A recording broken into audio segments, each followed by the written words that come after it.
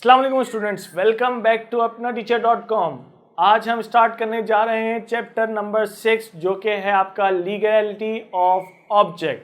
Legality of object के अंदर हम अब पढ़ेंगे उसके एसेंशियल्स और एग्जांपल्स। सबसे पहले मैं आपको एक चीज़ समझा दूं कि लीगैलिटी ऑफ ऑब्जेक्ट का मतलब क्या है। लीगैलिटी से मुराद क्या चीज़ है बच्चों, क्या चीज़ है? जो लीगैलिटी से मुराद ये चीज़ है कि आपका लीगल है या नहीं, लॉ में माना जाता है या नहीं। सही है?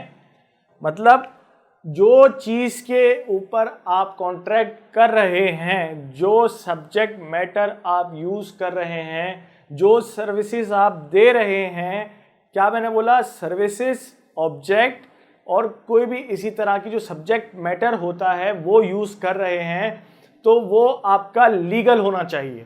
लीगल होना चाहिए मतलब आपका लॉ, पाकिस्तान का लॉ उसको सपोर्ट करना चाहिए। और अगर वो ऐसा इलीगल ऑब्जेक्ट होगा तो आपका लॉ भी आपको सपोर्ट नहीं करेगा।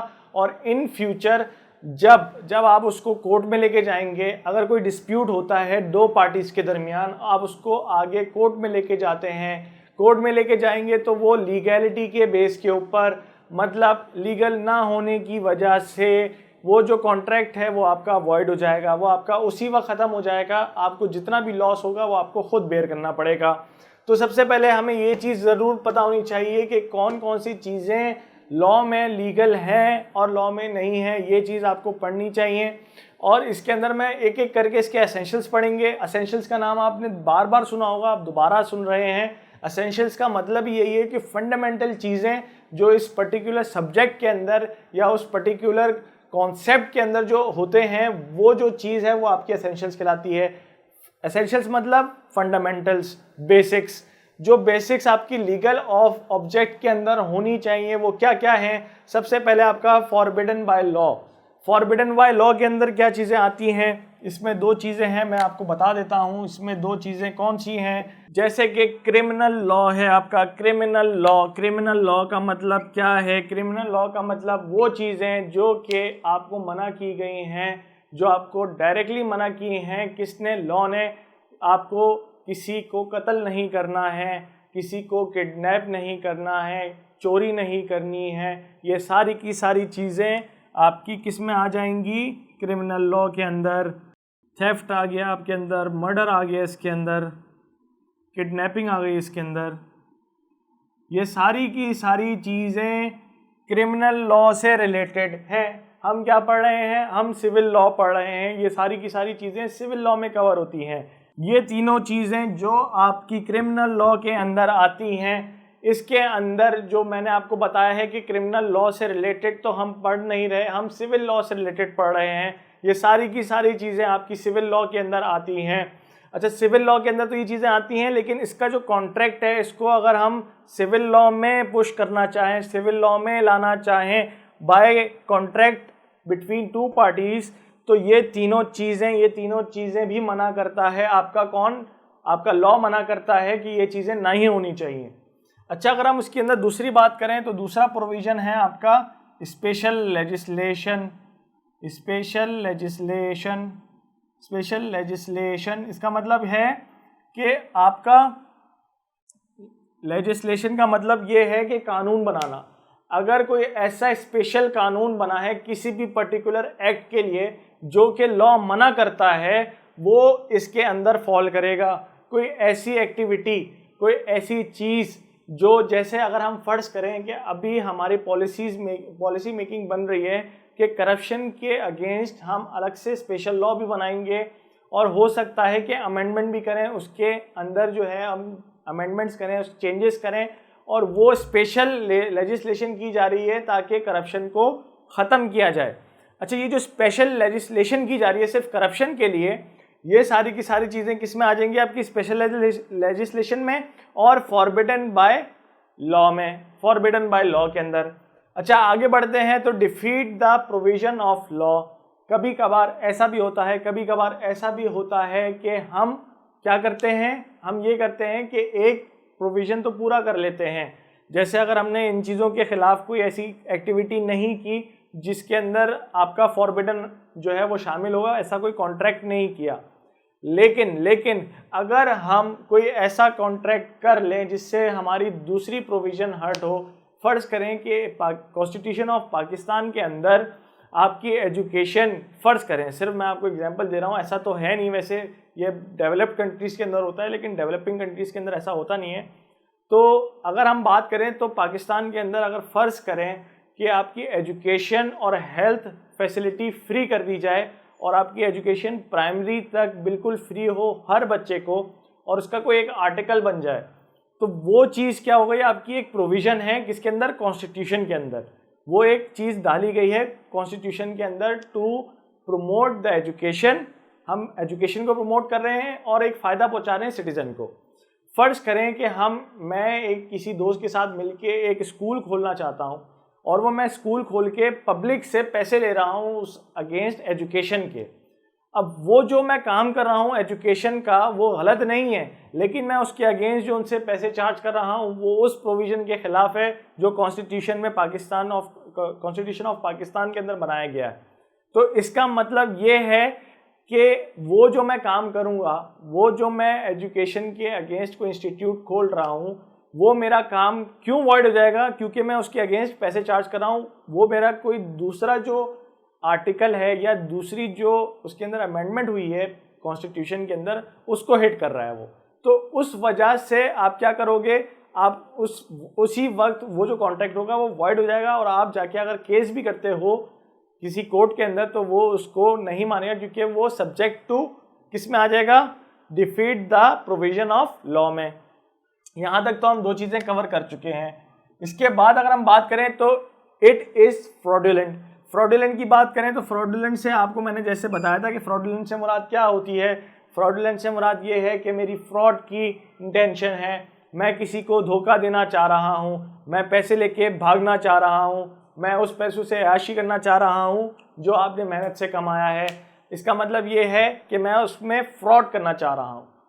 ये काम जो अगर आप फ्रॉडुलेंट कर रहे हैं, आप जो कॉन्ट्रैक्ट फ्रॉडुलेंट करेंगे या आपकी इंटेंशन एज अ फ्रॉड की होगी, तो वो कॉन्ट्रैक्ट या उसके अंदर जो ऑब्जेक्ट इस्तेमाल होगा या वो जो कॉन्ट्रैक्ट होगा वो उसी वक्त वॉइड हो जाएगा और लॉ इसको नहीं मानेगा, क्योंकि आपकी इंटेंशन या आपके जो करतूत थे फ्रॉड वाले वो उसमें इम्पैक्ट करेंगे और उसकी वजह से आपका कॉन्ट्रैक्ट जो है वो वॉइड हो जाएगा, आपका कॉन्ट्रैक्ट नहीं माना जाएगा, क्योंकि उसकी जो ऑब्जेक्टिविटी है, जो उसके अंदर सब्जेक्ट मैटर है, वो फ्रॉडुलेंट की वजह से ख़राब हो चुका है। तो आपका इट इज़ फ्रॉडुलेंट का भी एरिया कवर हो चुका है। अगर हम बात करें आगे तो इंजरी टू द पर्सन और प्रॉपर्टी, ये भी हो सकता है कि कॉन्स्टिट्यूशन के अंदर बेसिक राइट है। बेसिक राइट किसको है, सिटीज़न को है कि वो उसकी जो प्रॉपर्टी है, उसकी जो हेल्थ है, उसको सेफगार्ड करेगा आपका स्टेट। कोई ऐसा पर्सन उस चीज़ को हर्ट करना चाह रहा है, मैं ऐसा कोई कॉन्ट्रैक्ट करूं, मैं और मेरा दोस्त मिलके किसी थर्ड पर्सन को, सी को, अगर ये चीज़ करें कि हम उसको कोई नुकसान पहुंचाएं, उसको मारें या उसके लिए मैं उसको पैसे दूं, क्या तुम जाके उसको मारो और उसकी हेल्थ को बर्बाद करो या उसके घर को आग लगा दो या उसके घर को तबाह कर दो, वो चीज़ क्या हो जाएगी, वो इसमें आ जाएगी इंजरी टू पर्सन में। तो इसके अंदर अगर किसी कॉन्ट्रैक्ट से किसी बंदे की पर्सन की हेल्थ ख़राब हो रही हो या उसकी कोई प्रॉपर्टी ख़राब हो रही हो, उसकी वजह से उसके जितने भी नुकसानात होंगे उसकी वजह से क्या होगा, आपको एक तो रीइंबर्समेंट भी देनी पड़ेगी और वो उस वक्त जो दोनों के दरमियान वॉइड होगा ना, जैसे ए और बी के दरमियान हमने ये कॉन्ट्रैक्ट किया था, तो ए और बी के दरमियान जो ये कॉन्ट्रैक्ट हुआ है सी को इंजरी करने के लिए या प्रॉपर्टी को नुकसान पहुंचाने के लिए, तो वो दोनों का जो कॉन्ट्रैक्ट होगा ए और बी का, वो जो है वो उसी वक्त वॉइड हो जाएगा और उसके अंदर कोर्ट के अंदर कोई उसकी हैसियत नहीं होगी। तो हमारा इंजरी टू द पर्सन का वाला पार्ट भी कवर हो गया है। इसके बाद अगर हम बात करें तो court regards the contract as a immoral.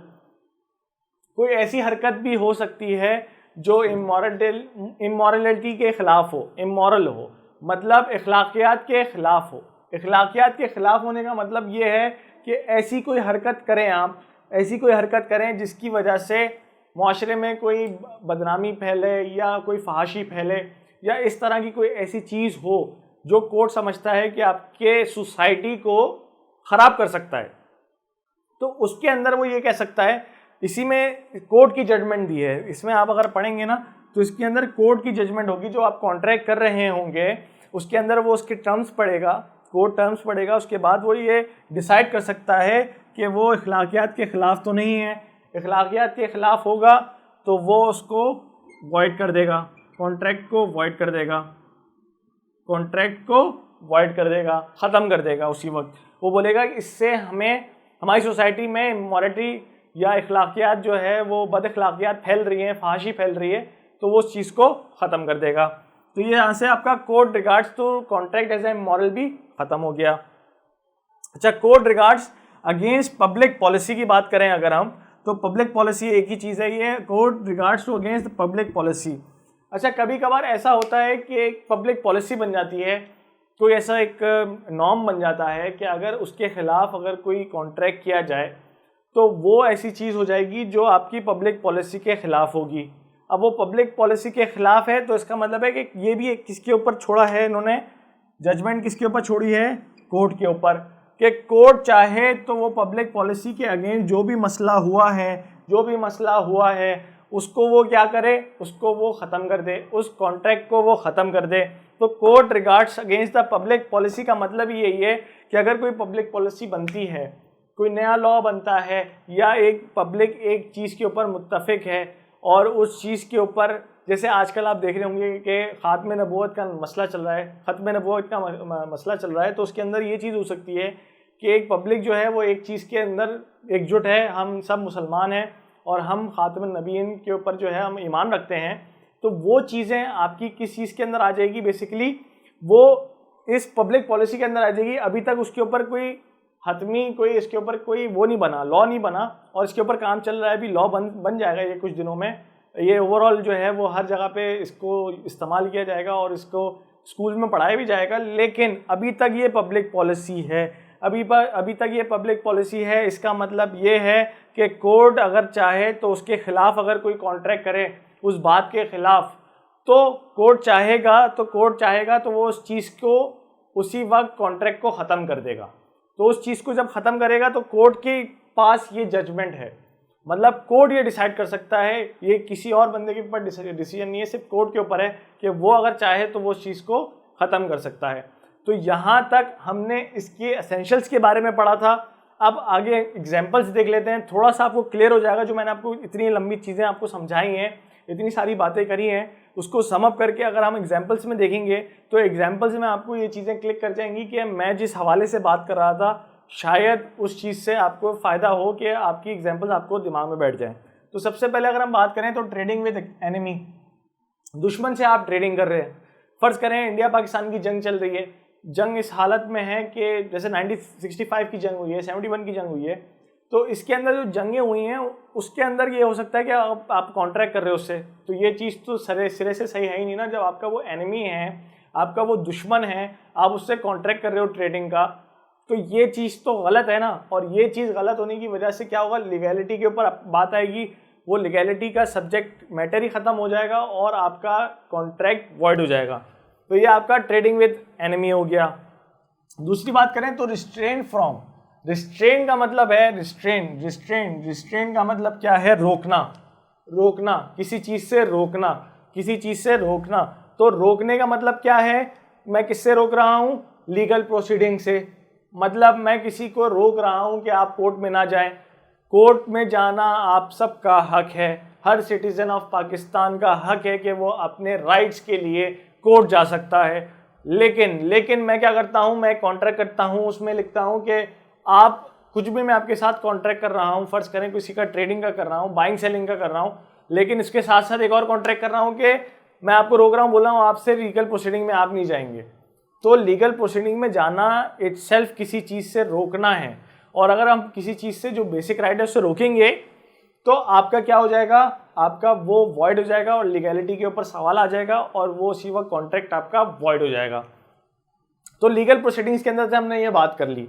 इसके बाद मैरिज, जो आपका बेसिक राइट है, आपकी शादी होनी चाहिए और आपको शादी जल्दी करनी चाहिए या शादी करनी है, तो ये सारी की सारी चीज़ें आपको रिस्ट्रेन नहीं कर सकते घर वाले या कोई और भी, कि आपको रोक नहीं सकते। ये आपका बेसिक राइट है कि आप उसकी शादी करो, जल्दी करो, देर से करो, जब भी करो शादी करो, ये आपका बेसिक राइट है। अच्छा, ये आपका जो बेसिक राइट है ये आपका, उससे रोक नहीं सकता कोई आपको। अगर आपने कोई कॉन्ट्रैक्ट किया हुआ इस तरह का या आपसे ज़बरदस्ती कोई कॉन्ट्रैक्ट कराया जाता है तो वो कोर्ट उसको वॉइड कर देगा। इसके बाद है कि ट्रेड, मैं कोई तिजारत कर सकता हूँ, मेरा मुल्क है, मैं पाकिस्तान का शहरी हूँ, सिटीज़न हूँ, मैं कहीं भी जाके अपना बिजनेस कर सकता हूँ। मुझे फॉरएवर बिजनेस से रोकने के लिए, ट्रेडिंग करने से रोकने के लिए ये चीज़ हरगिज़ ऐसा कॉन्ट्रैक्ट नहीं बन सकता। क्योंकि फॉर द टाइम बिंग तो आप कर सकते हैं, या किसी बाउंड्री पे तो आप इस चीज़ को रिस्ट्रिक्ट कर सकते हैं ट्रेडिंग को, लेकिन आप हमेशा के लिए ट्रेडिंग को बंद कर देना और आप कहीं भी जाके ट्रेडिंग नहीं कर सकते, इस तरह की शिक रखना, इस तरह की टर्म्स रखना, ये आपका वॉइड कर देता है। और ये एग्जाम्पल में आ जाता है लीगैलिटी ऑफ ऑब्जेक्ट के अंदर। इसके बाद आखिरी में है पेरेंटल राइट्स। पेरेंटल राइट्स का मतलब ये होता है कि माँ बाप के हक, कोई माँ बाप का हक अदा करे, ये ज़्यादा ज़रूरी है। और इससे अगर कोई माँ बाप का हक अदा करने से कोई रोक रहा है आपको, क्योंकि वो उनका फ़र्ज़ है, आप सबका फ़र्ज़ है कि आप अपने माँ बाप की जितनी भी चीज़ें हैं वो पूरी करें, उनके साथ उनकी जो राइट है, उनके जो हकूक़ हैं वो पूरे के पूरे अदा करें, अच्छे तरीके से अदा करें, ये आप लोग का फ़र्ज़ बनता है। और कोई शख्स इस हवाले से अगर कोई कॉन्ट्रैक्ट करता है कि रिस्ट्रेन करता है, आपको रोकता है कि आप वो चीज़ ना करो, आप उनके हक अदा ना करो, आप अपना फ़र्ज़ पूरा ना करो, तो वो चीज़ भी आपकी फ़ौरन लीगैलिटी ऑफ ऑब्जेक्ट के अंदर आता है और आपका फ़ौरन जो है वो आपका कॉन्ट्रैक्ट वॉइड हो जाएगा। तो लीगैलिटी ऑफ ऑब्जेक्ट को हमने बहुत अच्छी तरीके से समझा है।